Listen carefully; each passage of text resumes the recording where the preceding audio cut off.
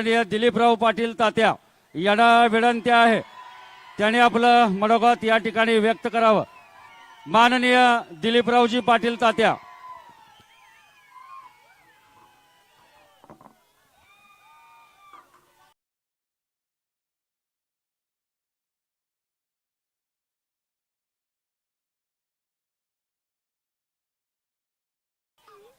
पक्षाचे अध्यक्ष शशिकांत शिंदे साहेब, आमचा आयडॉल आव्हाड साहेब, रोहित दादा, सर्व खासदार आमदार आणि माझ्या सर्व मित्रांनो, मला कधी वाटलं नव्हतं की स्टेशन चौकात बोलायची आपल्यावर वेळ येईल, कारण हा चौक फार ऐतिहासिक आहे। राजाराम बापूंची इथं सभा व्हायची आणि त्या सभेमध्ये आम्ही असायचो। इथं अजितराव घोरपडे, विलासराव जगताप आहेत। परंतु आज परिस्थिती अशी आली की मला बोलल्याशिवाय गत्यंतर नाही असं वाटायला लागलं, कारण हा पडळकर बोलला आणि आव्हाड साहेब 3 दिवस मला झोप नाही, कारण राजाराम बापूंनी मला बोटाला धरून राजकारणामध्ये आणलं आणि संपूर्ण महाराष्ट्र, देश आणि जग दाखवलं। अरे आम्ही विद्यार्थी असताना मला कळत नव्हतं राजकारण कसलं आहे, यायची इच्छाही नव्हती। आता सारखं कुणाचं पाय झिजवायला लागत नव्हतं आणि कारखान्याची मोठी निवडणूक लागली वसंतदादा आणि राजाराम बापूंच्या मध्ये। त्यावेळेला कॉलेजमध्ये काम करत असणारा वाळव्याचा हा दिलीप पाटील राजाराम बापूंनी आपल्या कारखान्याचा संचालक केला। 73 साली इथं असणारे किती जण जन्माला आले ती मला माहित नाही, आणि 73 पासून शेवटच्या क्षणापर्यंत राजाराम बापूंची सावली म्हणून मी राहील। माझ्यावर संस्कार बापूंचे आहेत। तुम्ही नाव दिलंय संस्कार, आजचं ही संस्कार शिबिर। अरे जी माणसाला संस्कार कशाबरोबर खातात माहित नाही, त्याला आपण संस्कार दाखवून उपयोग आहे का? त्याला वाळवे तालुक्याचं पायतान दाखवलं पाहिजे। आज मर्यादा सोडतोय मी, हा, आणि बापूंनी आम्हाला इथं आणलं। अरे या अंगावली कपडे सुद्धा बापूंनी घेतली, संपूर्ण उभा आम्हाला केलं, संस्कार केले, चमचा कसा धरायचा हे शिकवलं, लोकांशी कसं बोलायचं शिकवले। गोड सांगतो, आम्ही एकदा जिल्हा जनता पक्षाचे अध्यक्ष अण्णासाहेब डांगे झाले आणि अण्णासाहेब डांगे, मी राजाराम बापू गाडीतून जातो। मी जरा अण्णासाहेब डांगेची चेष्टा केली, काहीतरी म्हणलो, बापू लागलीच माझ्याकडे डोळे उठून, दिलीप तुला कळतं का रे मोठ्या माणसांशी कसं वागायचं असतं? मी हसून म्हणलो, बापू हो माझा क्लासमेट आहे। अण्णासाहेब डांगे तुझा कसा क्लासमेट? अहो त्यांचा इंग्लिश विषय राहिलता म्हणून माझ्याबरोबर होते। म्हणजे बरोबरच्या माणसाशी सुद्धा कसं वागले बापू शिकवायचे। एकदा रेस्ट हाऊसला होतो आम्ही पुण्याच्या, SM जोशी त्या ठिकाणी, संभाजीराव काकडे, अन्य मंडळी, गप्र प्रधान आली, मी झोपलेलो होतो। कोण झोपले इतके उशीर? दिलीप आहे तो। त्यावेळी मी महाराष्ट्र युवा जनताचा अध्यक्ष होतो। उठू नका म्हणले, रात्री उशीर झालाय। त्यातनं मी उठलो, मला म्हणले बघ तिथं मिसरी काढून ठेवल्या, तेवढा टूथपेस्ट नव्हती, मिसरी काढून ठेवल्या, पाणी भरले आणि तेलाची बाटले आंघोळ करून। अरे कुठला नेता पाणी काढून देणार आहे तुमच्यासाठी? अरे आमच्या शरीराचे जोडे बनवून घातले तर राजाराम बापूचं लोण फेटत नाही। आज जे उभा आहे ती मी आहे। महिन्याला 1000 रुपये आम्हाला द्यायचे त्या काळामध्ये, हळूच द्यायचे। कुठल्या तर कंपनीत, नामदेवराव त्यांची कंपनी पुण्याला होती, आणि त्यातनं साठवून मी इस्लामपुरात प्लॉट घेतला आणि घर बांधलं। घरात पाय ठेवताना राजाराम बापू दिसतात मला। आणि त्या महामानवावर जर असले औलाद बोलत असे तर ज्या क्रांतिकारकांच्या गावामध्ये मी वाळव्यात जन्माला आलोय, मी लायक नाही असं मला वाटतं। माझी पोरं रात्रीच म्हणत होती वाळव्यातली, अरे टायगर अभी जिंदा है, गोप्याला आणूया का उचलून? मी म्हणलो थांबा, गोप्या जयंत पाटलाचं नाव घेईल, आपण आणू हाग्या मार देऊ, त्याला सोडू, सगळं होईल. शिवाजी वाटेगाव बापू विरू एक प्रश्न मोठं, त्यांच्या नावाची भीती घालतंय परवा. बापू बिरवणी कुराड कशी चालवायची आम्हाला शिकवली. अरे तू गप्पा कशाला मारतोय? बापू बिरू बघितलंयस का तू? त्या बापू बिरू जवळ आम्ही असायचं. अशी शिवाजी कुठनं घडला? आमच्या जवळच की. तरी तू आज बोलला नाही का? दाबागलास परवा म्हणला चड्डी काढून घेतो. आज मला वाटलं की ती चड्डी बघायला मिळेल इथं आम्हाला गोप्याची. कसं आहे राजकारणामध्ये एकमेकांचं वैर असू दे, पण खालच्या पातळीवर नको. 50 वर्षात मी अनेक माणसं मोठी पाहिलीत, अनेक मोठ्या माणसांचा सहवास लाभला मला. अनेक गोष्टीमध्ये मी जरा थोडासा आवडसाहेब बाजूला आहे. आता जरा ही बजबज पुरी मनाला न पटणारे. आज इकडं सकाळी असतोय, संध्याकाळी तिकडं जातोय, तिकडे गेला की मंत्री होतोय. आम्ही 50 वर्ष कशाला घालविली निष्ठा? आम्हाला होत नाही मुख्यमंत्री व्हावं. अरे कुठंतरी संयम बाळगायचं. जयंत पाटील एकच नेता होणार आहे, आम्ही होणार नाही. आम्ही मागं पुढे सरलोय. आज त्यांच्यासाठी काहीही करायची आमची तयारी आहे. आता आमचं काय हो, 4 गेले, 2 राहिले, पण जाताना करेक्ट नाही, कार्यक्रमच करणार. तुम्ही काही बसलेले म्हणा, वाळव्याचा हिसका माहित नाही. तुम्ही महापुरात आलता कोले साहेब, तिथे एक म्हातारं म्हटलं आठवते का? त्या सदैच्या आईला गोडा लावला म्हणून. तो वाळवं माझं गाव, ते माझं गाव. आणि आता फॅशन काय झाल्या राजकारणात. हे सगळं झालं. पवार साहेबांनी फोन केला. कोणते मुख्यमंत्री कोण आहेत आता? फडणीस. त्याचं नाव सुद्धा घेत नाही, कारण तसल्या अनाजी पंतांना अमोल कोल्यांनी टाच खाली गाडलंय पूर्वीच. ते येत आहेत, काय अवलाद असती माहित आहे. मग तिने सांगितलं हा त्याला समज दिल्या, पण गोपीनाथ हा तरुण कार्यकर्ता आहे आणि त्याला भवितव्य आहे. आता ज्या आईला असल्या झिपऱ्याला भवितव्य आहे. कसली राजनीती तुमची? सदाभाऊ खोताचं काल मी वाचलं, आमचा शेजारी वाळवे तालुक्यातला. शक्यतो तो नाव आमचं काढत नाही, आता सुद्धा बोललेला नाही. मी एका गोष्टीमुळे क्षमा केली आहे की तू राजाराम बापू बद्दल चांगलं बोललाय. बापू माझे गुरु होते. आमच्या दूध संघात पट्ट्या हातराय माझ्या हाताखाली ते होत असतात या विचारा. पण कसं आहे, हाकताना ससा गावतो किंवा आंधळ्याचा हात एखाद्यावर पडतो, तशी त्यांची अवलाद ही जोडगुळी. तो काय म्हणतो काल? तो म्हणतो राजाराम बापूला बोललं हे ते आम्ही समर्थन करत नाही, सगळ्यांनी ठरले समर्थन करत नाही. पण तो उद्वेगनानं का बोलला त्याच्या तळात जावा. आता उद्वेगनानं आम्हाला बी उद्वेग आलोय, तुझ्या तळात जाऊ का मी? मग कळल उद्वेगनं कसला असतो. अरे उद्वेगनं का आला? मगाशी विक्रम सावंत आणि आमचे महबूब शेखनं सांगितलं. मूळ विषय काय? वडार साहेबांनी आत्महत्या केली आणि बरोबर त्यांची बायको बहीण यांनी तिथं तक्रार केली. पूर्वी एक पद्धत असायची, महाराष्ट्रात काही झालं तर शरद पवारनी केलं, अमुक झालं पवार साहेबांनी केलं, पाऊस नाही पडला शरद पवारनी केलं, भूकंप आला शरद पवारनी. तशी फॅशन आहे इथं की जयंत पाटलांनी माझ्यावर तक्रार त्यानं घाला. अरे ते आमच्या गावची इस्लामपूरचा आहे वडर, मागासवर्गीय आहे वडर, त्यानं आत्महत्या केली. त्यांच्या आईबांनी सांगितलं जयंत पाटलांनी सांगाय कशाला पाहिजे हो. आणि जयंत पाटलांनी ही सांगितलं होतं का तुला नागदच्या फाट्यावर फुग्यातनं दारू विकायला? हा सांगतोय मी 15व्या वर्षी कशातनं फिरत होतो, सफारी. लेका तुझी लायकी माहित आहे गोपी, तू काय करत होतास? जरा कत म्हणतो तिथं काय तर लग्नात झालं, ह्याचं त्यानं आणलं, त्याचं येणं आणलं, असं करत करत ह्याचं नाव गेलं.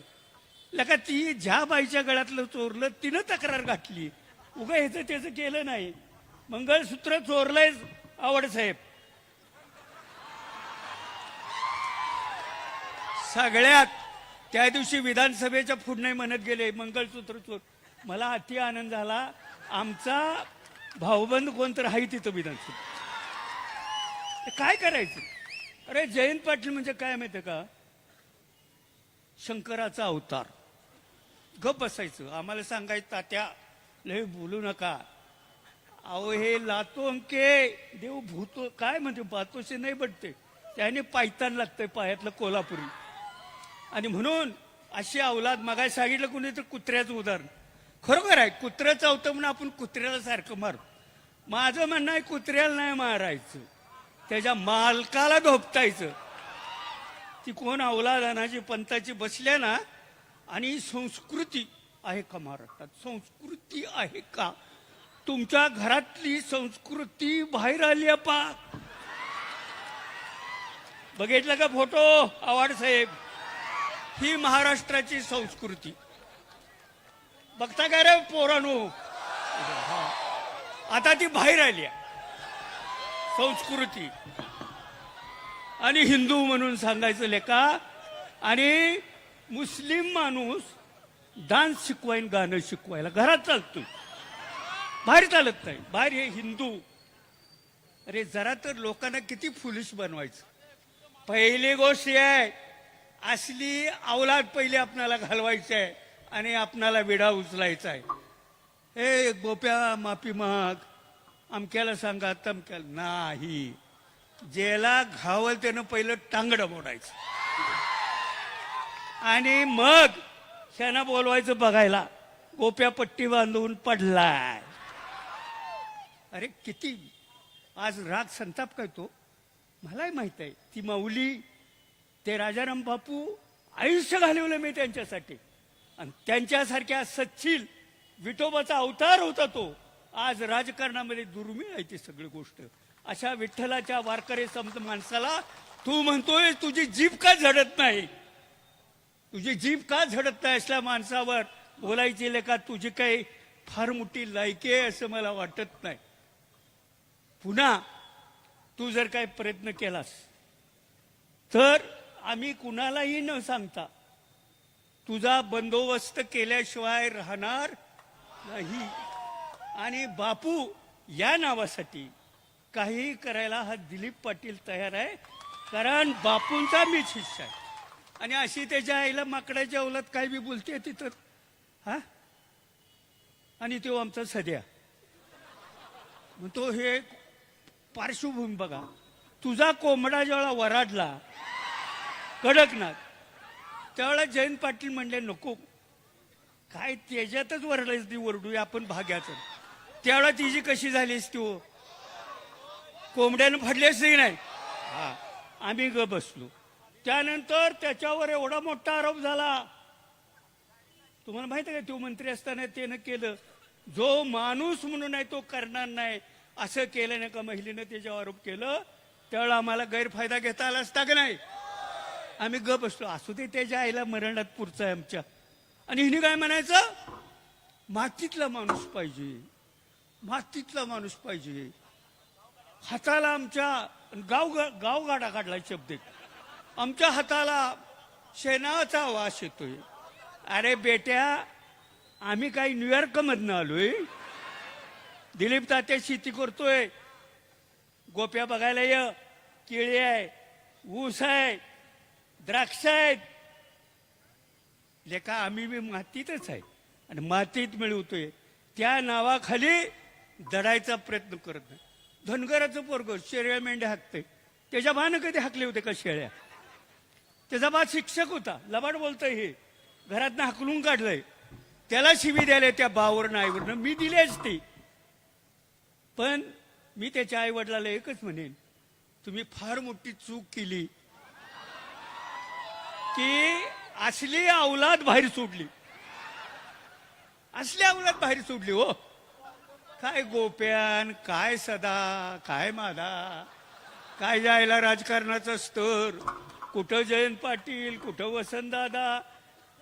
अरे माणसं कशी, शरद पवार एकापेक्षा एक. आम्ही एकदा 7वीच्या पेपरात वाचायचं पुस्तकात, महाराष्ट्राचे शिक्षण मंत्री कोण, मधुकर चौधरी ठरलेलं. असं नाही आज सकाळी पेपरात आलेल्या प्रश्नाला संध्याकाळी दुसराच मंत्री त्या ठिकाणी असतो. असे असायचं. माणसं किती रुबाबदार. बापूंच्याकडे बघितलं की विरोधक सुद्धा स्माइल केलं की प्रॉब्लेम गेलाच कामातनं. असे बापू होते, सच्चिल होते, चांगलं शिकवायचं. एकच शेवटी उदाहरण सांगतो. दादा बापूंच्या मध्ये टोकाचा वाद होता खुसगाव धरणासाठी. त्यावेळेला आम्ही विद्यार्थी कार्यकर्ते होतो. आम्ही भाषण करायचं, बोलायचं. परंतु अशा टोकाच्या परिस्थितीमध्ये एकदा वसंतदादा वाटेगावला आले बर्डे गुरुंचा कार्यक्रमाला. त्यांचा बर्डे गुरुंचा मुलगाच. आणि बापू तेवढा काशेगावात होते. मी आणि जनार्दन काका होतो, त्या देवराजचे वडील. बापू म्हटले थांबा, वसंतदादा येतात, आपण चहाला बोलूया. बापूंच्या जुन्या घरात वसंतदादांना बोलवलं. आम्ही चहा पित होतो आणि दादांचे पाय सुजलेले होते.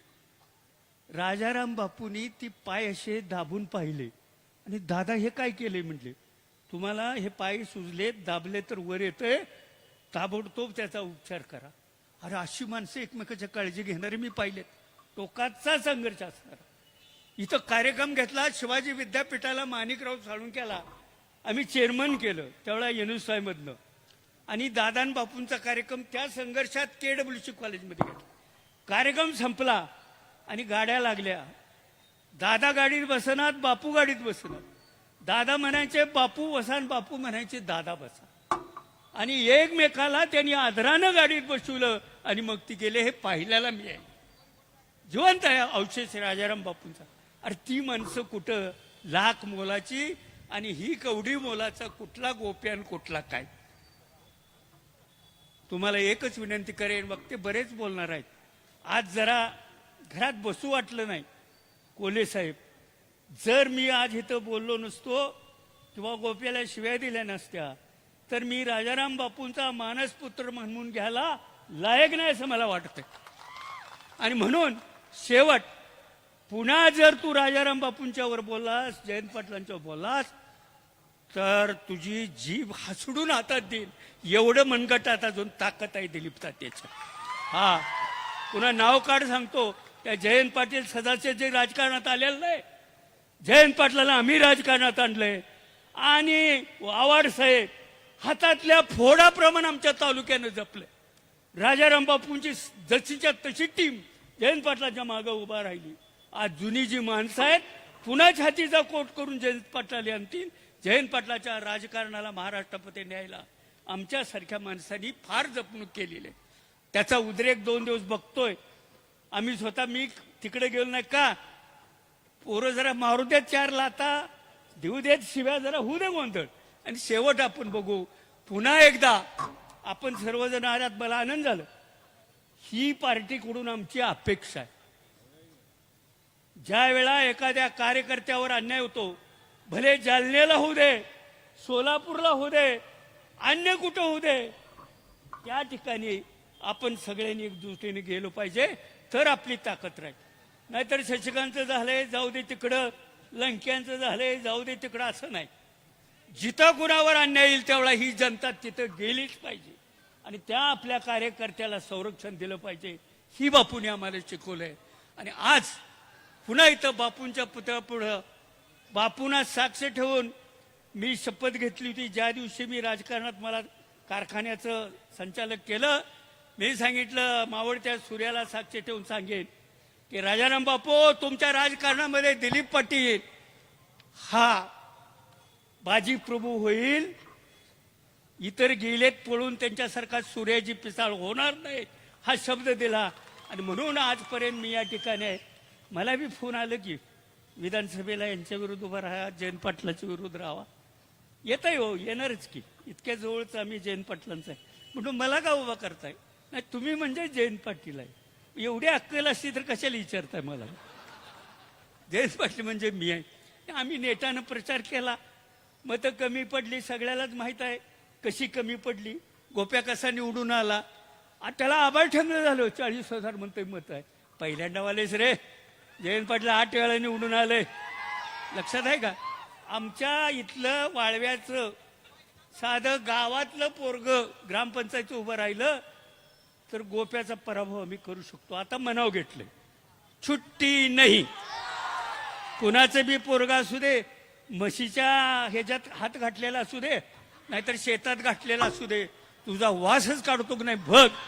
एवढंच या ठिकाणी सांगून आपली रजा घेतो. कारण वक्त्यांना, बाहेरच्या पाहुण्यांना सन्मान करणं आपलं संस्कृती आहे. जरा संस्कृतीच्या बाहेर बोललो असलो तर माफ